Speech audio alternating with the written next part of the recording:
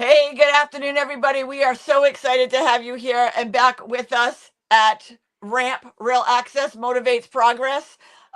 We have a cool show for you today. We are talking everything accessibility is beautiful and Fringe PVD. We cannot wait for you guys to hear all about this and see you in July.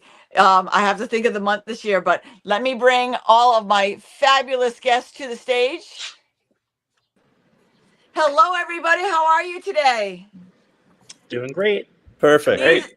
These are all the incredible minds that are putting this great event together this year. You all know me. I am Tina Gannett, CEO and founder of RAMP, Real Access Motivates Progress. Howie, tell everybody who you are and what you do.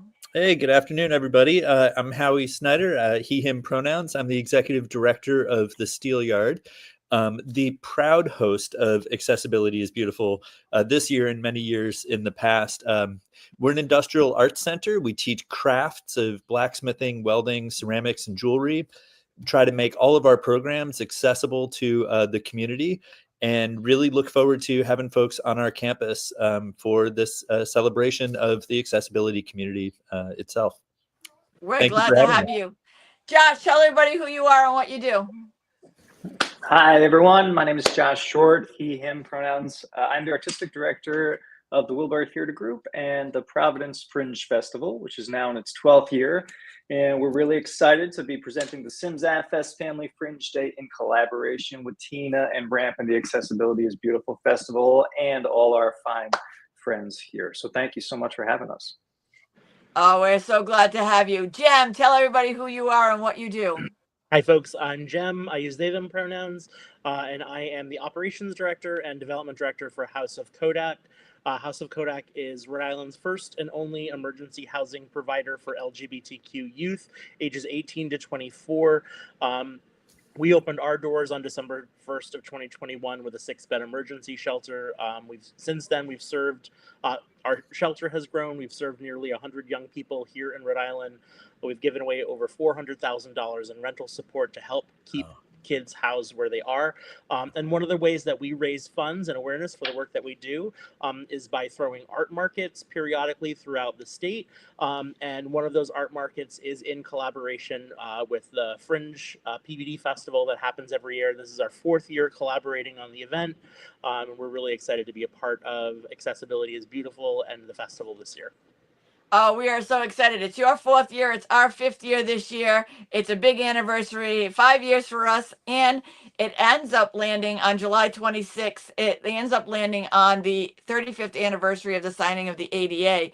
So like lightning hit and everything fell together, and we are so excited. Howie, tell everybody a little bit about what accessibility is all about and what it means to you.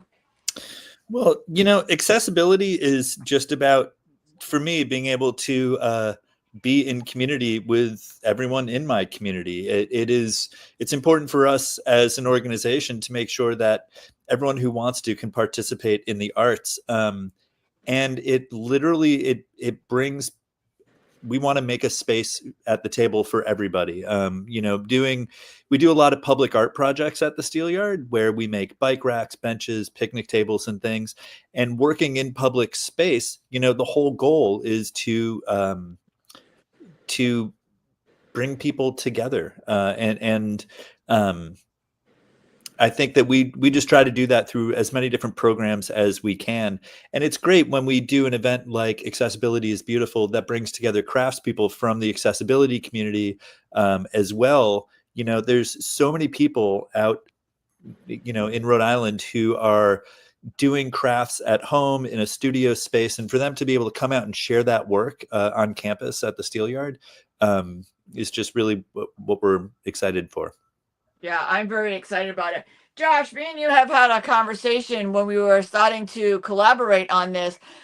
Tell us a little bit about why you think Fringe PVD and Accessibility is Beautiful is a great collaboration. Like, what are people in for? I think it's such a great collaboration because one of the main reasons that we founded the Fringe Festival a little more than a decade ago was because we wanted to make the performing arts more accessible. We wanted to bring it out of like the studios where this kind of great experimental small scale work was happening and bring it out to a wider audience, and that increasing access both to the work itself and for our audience members, making it easy for people to attend. Now, accessibility is beautiful is all about celebrating accessibility in all its forms. And for us, we couldn't be more thrilled to be part of it. For this day, the Family Fringe Day, it's a day of free family friendly programming. So we're going to have some cotton candy. We're going to be handing out junk food and snacks all day long. We might even get a little fruit in there. But we'll have the foam truck up, and we're excited. We'll have performances happening, and we really just want to make it as free and as easy for people to participate as possible. And this day for us is about celebrating that. And so, when we found out that the Accessibility is Beautiful was happening on that same day, we were just thrilled to collaborate and be part of this. It's going to be so great to do this all together. And Jim, you run a marketplace, and we have over 50 vendors ourselves in the yard. Tell everybody a little bit about how the collaboration with, what you're doing and what we're doing makes a lot of sense, and tell everybody what to expect from your end. Yeah, definitely. So, I mean, we at House of Codec also believe in accessibility. The reason why House of Codec was brought to life is young people, especially part of the LGBT community, had a difficult time accessing shelter that was safe and affirming for who they were and their identities. And a lot of the young people that we serve also have a lot of mobility and accessibility needs, and we're happy to be able to provide services that can make sure that they have a safe and affirming environment to be able to thrive. We're really excited to bring our arts community together with this festival. This might be one of the largest vendor festivals that the state has ever seen, certainly Sims Ave.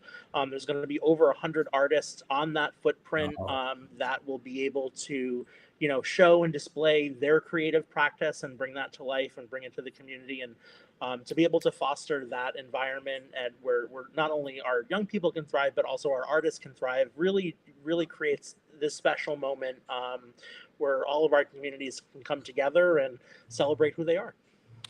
This is fantastic. Like I said, it's such a collaboration. One thing I want to point out to everybody is we're talking about accessibility, but it's normal. It's you wouldn't know a lot of the times. Obviously, you know me because I'm in a rhinestone wheelchair.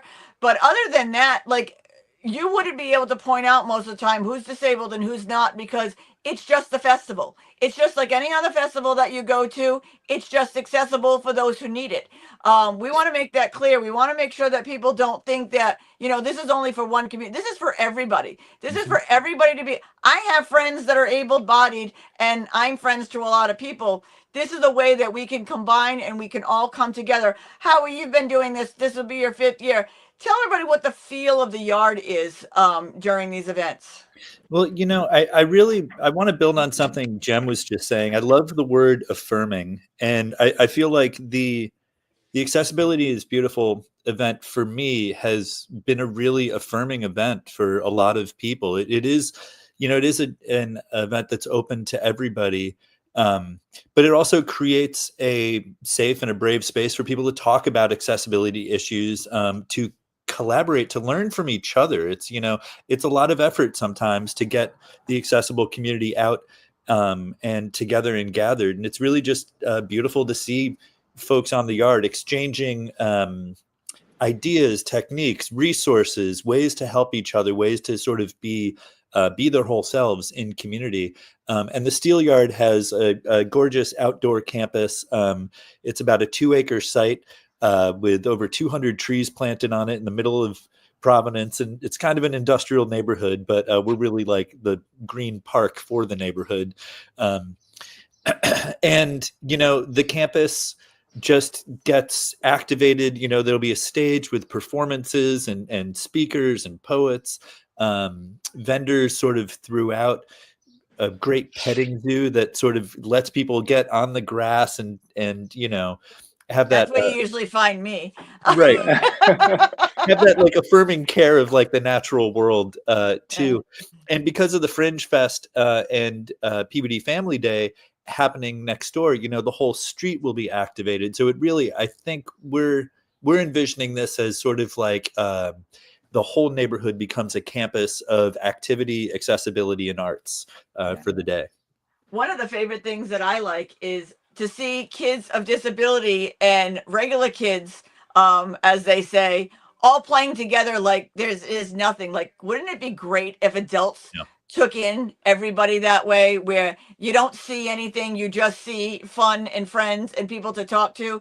Jim, tell us a little bit about inclusion and what that means to you and to your community, and why something like this is so important. Yeah, I mean, we often see in our queer communities that there are certainly folks who have accessibility needs, and we always strive to make sure that like our markets are available and accessible to everyone. When we look at how we not Howie, but when we look at how we you know, kind of lay out our day, one of the things that we do is make sure that we have a sensory hour. So some folks have some difficulties with some loud noises or scents, or sometimes often flashing lights. And so we want to make sure that we have a sensory friendly time when folks come to our markets, so that so again, making it accessible to everybody, making sure that we are thinking about how we can show up for the entire community, not just, you know, regular everyday folks, but really like really intentionally making space for everyone that can be there. And we're excited this year that the 2-on-1 truck will be there at the end of the street, but it won't be in 2-on-1 capacity. It will be in as a quiet space, a quiet room. So if anybody needs to step out or needs to step out of the senses, they can step into the truck. It's not mobility aid friendly just yet. We're working on it. But for those who have autism or need that space, the truck will be there for the day, so people will have now their own personal space to go to. So, you know, we're really excited about that. Josh, what are you most excited about for this event? I'm most excited about the community coming together. I mean, the way that y'all have described it. I've learned so much working with Jem and Howie over the years, and Tina in the last few months that we've been collaborating on this event. I'm just so inspired by all of the work that you're doing to make everything so much more accessible for everyone, so that there is no place where somebody that wants to enter cannot enter, and where that if they want to participate, they're able to participate. And we've tried to do that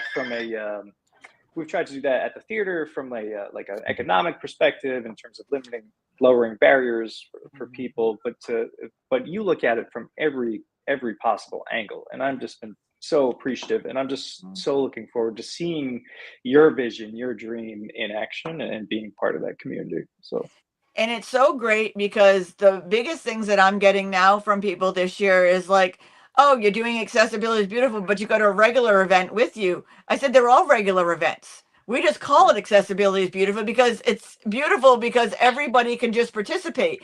Like, what is a regular event and not a regular event? Like, we can just show up. We can just be part of it. It's just promoted in a way that people of all abilities, people of all cultures, races, or whatever can just come and participate. Everyone is welcome to the table. Everyone is welcome to this event. It doesn't matter. Like, right this day, I tell all of my vendors at the beginning of the morning, you are politically unaffiliated. You have no barriers or anything. Walk through that gate, open your perspective, and learn something new. That's what it's all about. Meet somebody you haven't met. Do something you haven't done. There's so many hands-on things that's going to be there at this event.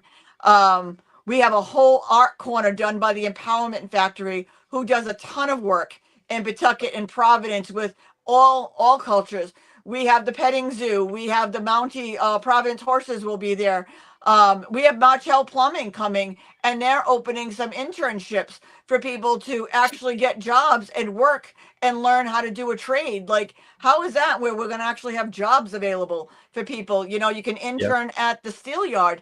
You know, they're going to learn all about how to intern at the Steelyard and make the Tina's tables that are being made there. So there's so many possibilities.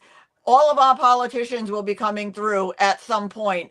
It's usually a flood of politicians, which is great because you're actually getting to talk to the people who can make the legislation to make the change that we need. So when they come to an event that's fully inclusive, like we are, with everyone at the same table, it opens their mind to make better legislation and to make, you know, better choices. Jem, would you agree or disagree with that, or do you have anything to add? Yeah, I mean, right now it's really important to make sure that our elected officials have our voices when they are making those decisions, and it's right now a lot of the work that has been done over the years to make federal government more accessible, to make the communities more accessible to all communities, are under attack right now. And so it's really important that when those elected officials come to our events, they see the communities that they affect, they see you know, really the power that's behind the work that we do, and how important it is that we are well represented both locally and federally. And, you know, that's why it's so important to tell everybody that you're bipartisan this weekend, because if a legislator is coming through and they're opening their mind to what we're doing, talk to them, speak to them. Legislation for what we're doing is bipartisan. And with the way of the world it is now, we need a day like today to bring all of these voices to the table, to have fun, to bring our families together and not worry about political or aspects or any trouble, that it's just a day of fun. Josh, what do you have to add to something like that? Well, I love what you and Jem have just brought up into that everything feels so divisive, or can feel so divisive in the world right now. And this is a day, this is an opportunity for people to put that stuff aside and just come together and share space. Just be outside in the sunshine in a beautiful, park, green space in the middle of the Valley Arts District, and to just celebrate who they are and be in community with their neighbors. So I just can't think of anything more necessary right now in this current moment. Yeah. And just some housekeeping for everybody. There will be some space at Fantasies. They've opened their parking lot up for those who might need accessible parking.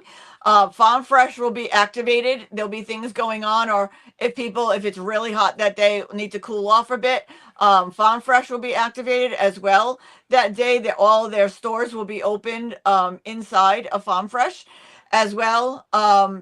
So anywhere that you go, it's going to be impactful. It's going to be a learning experience. It's going to be something new, but come with your family, come to learn something, come to have fun. We have no resource tables inside the yard. We don't allow them. We don't allow them because if you're a resource, we want you to come, bring your stuff, walk around and talk to somebody. Not sit behind your table and wait for somebody to come to you. We network. We want you to walk around and we want you to talk to somebody. That's the whole thing. Meet somebody new. Howie, what do you have to add to that?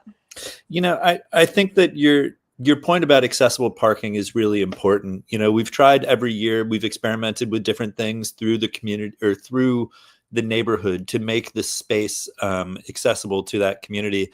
And I think it's really great, you know, the partnership with Fringe and the art market, I think, is an opportunity to make those activities, you know, broadly accessible as well. We have this effort. Fantasies has stepped up at the end of the block on the corner of Sims and Harris. We're going to have dedicated accessible parking, which is going to make, you know, from there, folks can roll through or, you know, get access to any of the resources. We'll also have a drop-off area for vendors and for folks who are participating in the event. So I don't want folks to hear about this larger festival atmosphere and feel that means it's not for them. I think we're really trying to specifically design this to be mobility accessible and accessible in so many other ways. The only other thing I guess I would add is Fringe Festival has always brought really incredible avant-garde performances, experimental theater and music to the neighborhood. And I'm looking forward to it. I mean, I do every year, from, the first year the Steelyard participated, we had a duet of dancers or a trio of dancers. But the third dancer was actually a Subaru. I think it was a Subaru Impreza. There were two dancers and a Subaru who had coordinated. They were dancing with the car. It was just a beautiful. That sounds interesting. I'd love to see that. Right. So I never know what to expect from Fringe. I have very, high expectations. But it's really, I think it brings out some really creative folks in the community that we're all going to get to benefit from. So I hope we get to see some performances throughout the day as well. And I don't know if that's part of the plan, but I know it's part of love that. And Josh, speaking of, that, tell everybody, I have two questions for you. One, tell everybody what else is activated on the street, because I know we have other companies that are on the street that are going to be participating, as well as tell everybody about the 2 weeks prior to what's going on with Fringe Fest.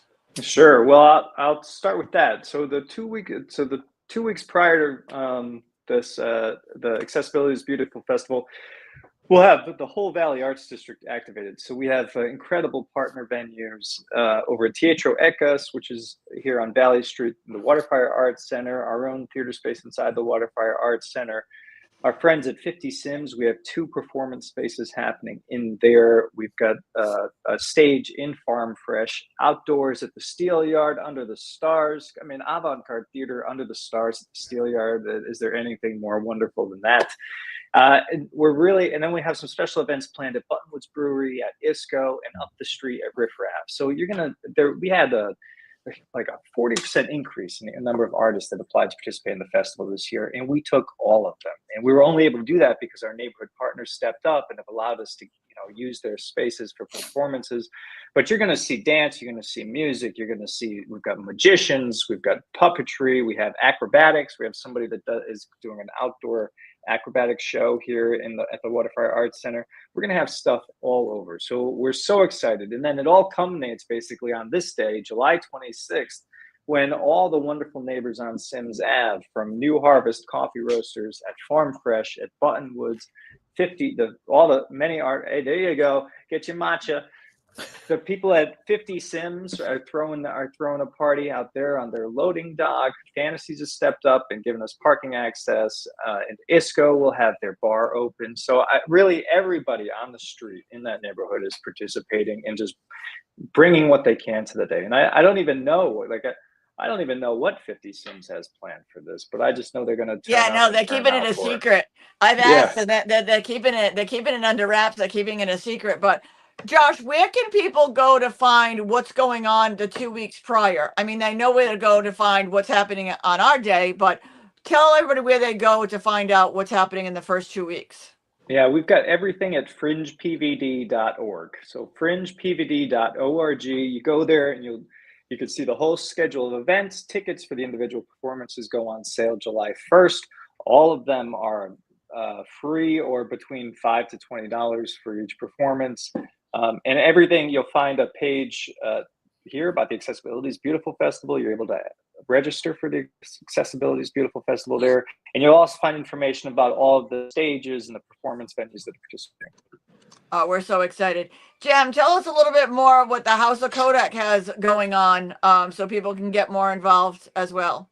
Definitely. So along with our marketplace at Fringe Festival, every month we do an event at Black Sheep. It's drag trivia. It happens on the third Wednesday of every month. Folks loved it every month for the past few months. It's sold out. So if folks are interested, it's $10 to play. There's a $100 grand prize for the top team. We usually have about 80 people in the crowd, and it's a lot of fun. Obviously, there's drag performances, tons of music, a lot of laughs, and it's a great way to support the organization. We also have our annual fundraising event coming up in October. We've already started planning that, and we're really excited. It's October 4th. It's going to also be at Farm Fresh on Sims Ave. We love that area. Nice. And there is, it's our annual celebration. The theme this year is Living Colors. So we want people to come dressed to the nines in avant-garde attire, use every color of the rainbow, and we're really looking forward to that. And we have a series of marketplaces that happen all year long. Folks can visit us at houseofcodec.org, or to stay up to the minute with information, we encourage folks to follow us on Instagram at House of Codec, and it's spelled HAUSOFCODEC. And yeah, we're excited to be part of this year's event again. And all of their Facebook pages and stuff are tagged above. Josh, tell everybody a little bit about the Wilbury Theater and where they can go to performances for that as well. Sure. The Wilbury Theater Group has been around for the last 15 years or so. We do, in addition to producing the Fringe Festival every year, we also have a 5-play main series season. We love our musicals. We do a couple of musicals a year. We also do a lot of new work development, new plays from off-Broadway, off-Broadway. Some of them you've heard of, some of them you haven't heard of. We also have an education program where we offer classes in acting, directing, and all sorts of theater stuff. So if you go to the wilburygroup.org, you can find out everything that you could possibly want to know about us. It's all there. And I just saw Howie, American Idiot. It was amazing. Love it. Absolutely amazing. Thanks, Howie, tell everybody what's coming up with the Steelyard other than Accessibility is Beautiful. Well, the Steelyard operates year round as a craft center. Like I said, we teach welding, blacksmithing, ceramics, jewelry. We have job training programs. And you can find out about all of that at thesteelyard.org, or, connect through Tina's links at Ramp. And, we have on a daily basis artists working in the studio, showcasing their stuff. I'm excited during Accessibility is Beautiful. We'll be giving tours and showing people what it looks like to have a shared craft studio. We don't have any private studios, but I'm kind of blown away by all of the things happening in the Valley Arts District now, that have come together in the 20 years that the Steelyard has been here. There's been a lot of change and a lot of collaboration. So now, between our programs, and everything we've talked about here today, there's a writers guild, there's a glass blowing shop up the studio, there's a drum troupe in the neighborhood. There's a lot to do sort of in the Valley Arts District. And it brings a lot, just a great crowd through the Steelyard. We're also kind of, like I said, we're open as a park. I mean, people can kind of come to the Steelyard any day. We have accessible picnic tables where a lot of folks who live and work in the neighborhood come out for lunch on nice days in the summer. Or, performances like with Fringe in the evenings leading up to the Accessibility is Beautiful event. And just becomes a really active community space, especially during the summer. So we're open all the time, and hope to see people roll through, or reach out if you've got a tour group, or want to get more involved or more information. We really love showcasing the work of the artists in the community here, and trying to encourage people to take that brave step to maybe try something new at the yard. And we're so excited. Ramp, this is our biggest event of the year, is Accessibility is Beautiful. And we love it because it's at the first Ramp stamp of approved business in the state of Rhode Island, which is the Steelyard. But by the time Accessibility is Beautiful rolls around, Farm Fresh and all of their entities inside will have their Ramp stamp of approval. So Farm Fresh will be fully accessible, and possibly getting a donation of a big surprise that they haven't heard of yet, but we can't wait to unveil that right before Accessibility is Beautiful. So come on down, join in. Like I said, you have 4 amazing people right here. Yes, I'm adding myself into that. We have 4 amazing people right here putting together an incredible event that you don't want to wake up the day after on the 27th and say, I missed it, and wait to hear everybody talk about it and say, I should have been there. We're telling you in ahead of time. There's a link above that you can register. Food trucks, entertainment, market, foam trucks, cotton candy, horses, animals, tours, job opportunities, networking, politicians to talk to about legislation. Like, I can't think of anything that's not going to be there. So this is the place, July 26th, 11 to 3. The Steelyard, Sims Avenue, Farm Fresh, all of the above. House of Codec, the Wilburn Theater, the Steelyard ramp, all together. I don't know if I missed anything. Gentlemen, did I miss anything? Well, I just want to say there is a lot of construction going on in the neighborhood. Don't let it discourage you. Be patient. There will be roads open. We will have signage and volunteers making sure that folks can get into the event. But, we don't want that to stop folks from coming down. So really just, be patient with it. But we guarantee there is safe parking and accessible parking and stuff in the neighborhood. And we're looking forward to it. So we're excited. Anything else, gentlemen? Do you want to add, Josh, Jem?